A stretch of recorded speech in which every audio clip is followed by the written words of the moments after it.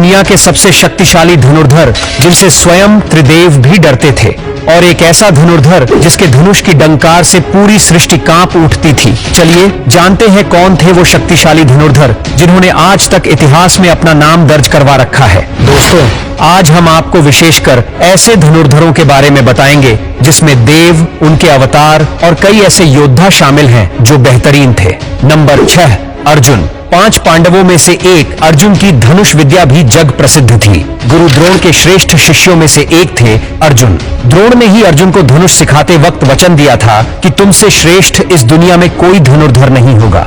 अर्जुन के धनुष की डंकार से पूरा युद्ध क्षेत्र गूंज उठता था। रथ पर सवार कृष्ण और अर्जुन को देखने के लिए देवता भी स्वर्ग से उतर गए थे, लेकिन अर्जुन से भी श्रेष्ठ कोई था जिसे दुनिया अर्जुन से श्रेष्ठ मानती थी। नंबर 5, एकलव्य। गुरु द्रोण की मूर्ति बनाकर मूर्ति के समक्ष एकलव्य ने धनुर्विद्या सीखी थी। गुरु द्रोण को जब इस बात का पता चला तो एकलव्य अर्जुन से भी श्रेष्ठ धनुर्धर है और धनुष बाण चलाना सीख गया है, तो उन्होंने एकलव्य से पूछा कि तुमने ये विद्या कहां से सीखी। इस पर एकलव्य ने कहा, गुरुवर, मैंने आपको ही गुरु मानकर आपकी मूर्ति के समक्ष इस विद्या को हासिल किया था। तब इस बात पर गुरु द्रोण ने कहा कि तब तो हम गुरु दक्षिणा के हकदार हैं। एकलव्य ये सुनकर प्रसन्न हो गया और कहने लगा, मांगे गुरुदेव, आप क्या मांगना चाहते हैं। गुरु द्रोण ने कहा कि तुम जिस हाथ से प्रत्यंचा चढ़ाते हो, मुझे उस हाथ से प्रत्यंचा चढ़ाते हुए दिखाओ। मुझे उस हाथ का अंगूठा चाहिए। अर्जुन को दिए वचन की रक्षा के लिए ही उन्होंने एकलव्य से उसका अंगूठा मांग लिया था, लेकिन फिर भी वो एक महान धनुर्धर था।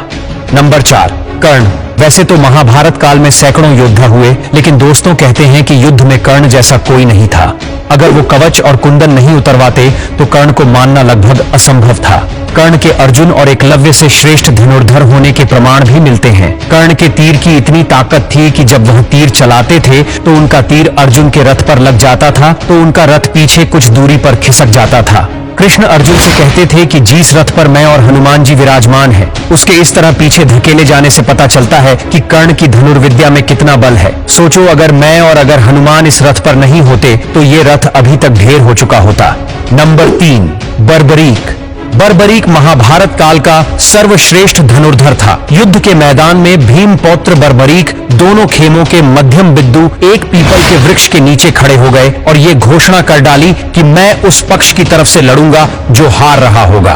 भीम के पौत्र बर्बरीक के समक्ष जब अर्जुन और भगवान श्री कृष्ण उसकी वीरता का चमत्कार देखने के लिए गए, तब बर्बरीक ने अपनी वीरता का छोटा सा नमूना मात्र ही दिखाया। कृष्ण ने कहा कि ये जो वृक्ष है, इसके सारे पत्तों को एक ही तीर से छेद दो तो मैं मान जाऊंगा। बर्बरीक ने आज्ञा लेकर तीर को वृक्ष की ओर छोड़ दिया।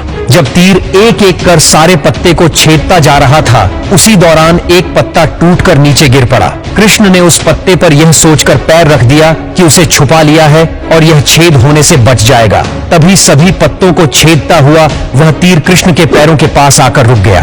तब बर्बरीक ने कहा, प्रभु, आपके पैर के नीचे एक पत्ता दबा है, कृपया पैर हटा लीजिए, क्योंकि मैंने तीर को सिर्फ पत्तों को छेदने की आज्ञा दे रखी है, आपके पैर को छेदने की नहीं। उसके इस चमत्कार को देखकर श्री कृष्ण चिंतित हो गए।